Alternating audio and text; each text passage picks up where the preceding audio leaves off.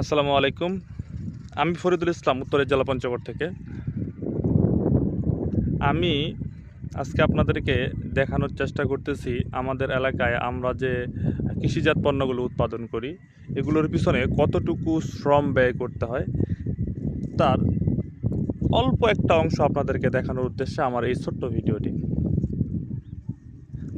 সকাল থেকে deep টিউবওয়েলে serial নিয়ে অপেক্ষায় ছিলাম,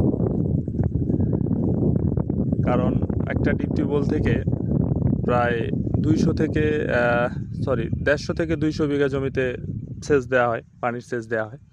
তো এখানে সিরিয়াল মেনটেন করাটাই স্বাভাবিক। তা আমি সিরিয়াল দিয়ে অপেক্ষা করার পরে সিরিয়াল পাইলাম মোটামুটি 40 মিনিট আগে। তো চলুন আজকে আপনাদেরকে দেখাবো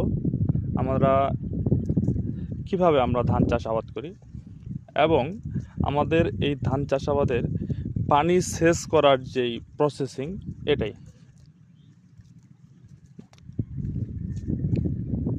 ওই যে দেখা যাচ্ছে পানি আসতেছে নালা দিয়ে।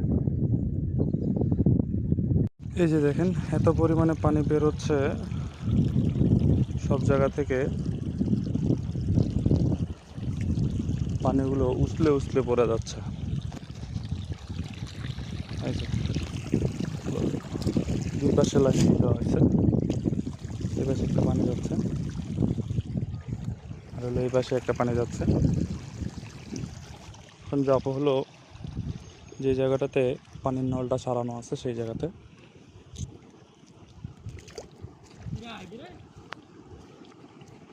একদম শুকিয়ে গেছে না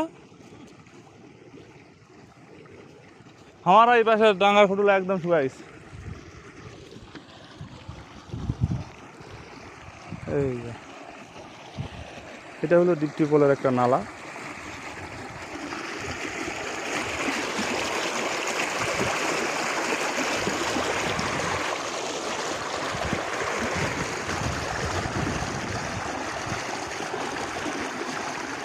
এরকমভাবে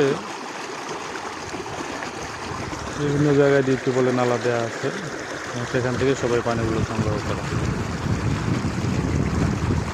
প্রত্যেকটা লাইন বন্ধ করে দেওয়া আছে, শুধুমাত্র এখন আমাদের লাইনটা চলতেছে, যার কারণে আমরা এই কুকারটা এখানে খুলে দিচ্ছি। এখানে আমাদের আগে সেচ পাম্পের জন্য বোরিং ছিল, এখানে আগে আমরা পানি সেচের জন্য মেশিন ব্যবহার করতাম। এখন আর সেটা লাগে না, এখন আমরা ডিপ টিউবওয়েল দিয়ে পানি